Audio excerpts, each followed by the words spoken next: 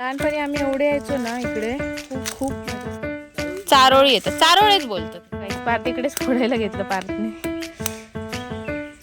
मी खाते बनवायचे ती दाखवते तुम्हाला. तो माय न्यू ब्लॉग.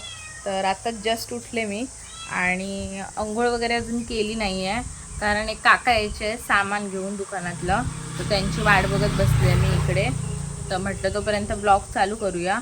तर बघू आता कधी येतात ते, आणि बघू आजच्या दिवसात काय होतं. आज हळद. हे बघा गाईस, आमच्याकडे असे मासे घेऊन येतात. आज येतो तिचं दाखव युट्यूबवर फोटो टाक. ही बघा, ही नेहमीची आहे आमची माशाचं कोणा सांगतं बरं. हे बोड आहे, हे कोलमी, हे कोकरे, हे मटका, कुर्ले. कुर्ले बांधलं बघूया तरी. कुर्ले आमच्याकडचे समुद्री कमी झाले ना आता मासे बाहेर. गाईस किती मोठी आहे, बरीच मोठी आहे. अंडी कोलंबी झाली आता. अंडी 12 जणांचं जेवण द्यायचं आहे, तेव्हा अंडी उकडली आहे. काय म्हणतो हिंदी मग खाता मेले आंबे रगडतात सगळे. किती आहेत गो? 24 अंडी आहेत. 24 जेवण द्यायचं. तर काही आता झाली आहे दुपार, आणि मी काय नाही करत होते दिवसभर. थोडं सामान येणार होतं दुकानात, तर त्यांची वाट बघत मी तिकडे थांबलेले, तर ते काय आलेच नाही अजूनपर्यंत. मग आता मी अंघोळ वगैरे केली आणि डायरेक्ट आता जेवायला आले मी. आज पण जेवणामध्ये मासेच आहेत, आणि दीदीने कोलंबी आणली आहे, ती मस्त फ्राय केली आहे. ती गाईस कोलंबी मस्तपैकी, म्हणजे ती खाल्ली थोडी पार्थने, बाकी आहे आता एवढी पार्थने. तर काही संध्याकाळ झाली आणि आता मी झोपून उठले, आणि काकी आणि जात आहेत वरती त्यांच्या परड्यात हे शिपायला, आंब्याची झाडं शिपायला. मी तुम्हाला दाखवते कशी शिपतायत ती. भाई एवढी गरमी होते आहे ना, हालत बेकार झाली आहे. इकडे बोरिंगवरचं पाणी नेतात, मी दाखवते तुम्हाला आमची बोरिंग.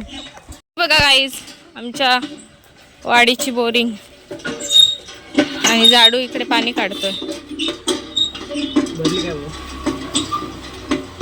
भरता तिने बघा डोक्यावर घेतली कळशी, इकडून गाडीवरून.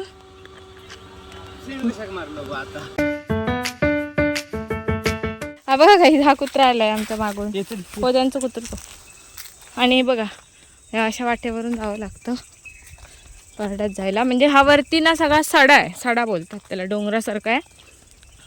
वरती जेवढं चालत जाऊ ना तेवढं थोडं आहे. आणि बघ इकडे पण आहेत कोणाकोणाची आंब्याची झाडं. ऐके मी आधी इला हिल्स घालून. हे बघा हे परड आहे. ऐको इकडे लावले नाहीत कलमा नवीन. हो, माकड खूप त्रास देतात इकडे. हे सगळ्यांना आता पाणी घालण्यासाठी येत आहेत. एकदा पाऊस पडला की काय टेन्शन नाही पाणी घालायचं. लहानपणी आम्ही एवढे यायचो ना इकडे, खूप खूप मजा करायचो. आणि तिकडे पण मागच्या साईडला सुद्धा आहे ना, खूप फिरायचो तिकडे, करवंद वगैरे जमा करायला, करवंद तोरणं जमा करायला.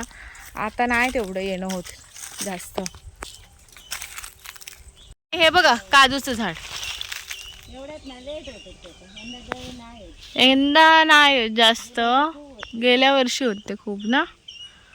इकडे चाराबोरं मिळाले. ते बघा हे चाराबोराचं झाड, म्हणजे ज्या चारोळ्या असतात ना कडक झाले ना, हे बघा हे आतमधलं आहे ना, हे कडक झालेलं, हे फोडले की ह्याच्यातनं चारोळी येतात. चारोळेच बोलतात ना रे, चारोळ्यांचं झाड आहे बघा हे. माहिती आहे फार शोधता.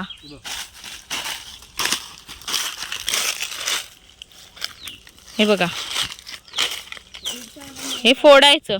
हे बघा गाईच, पार्थ इकडेच फोडायला घेतलं पार्थने. म्हणजे आम्ही आमचे हेच धंदे. हे बघा ह्याच्यातून चारोळी बाहेर निघाली. हे फोड जर मी मग तर माझ्यासाठी फोडतोय, स्वतः मुद्दामून खाल्ली.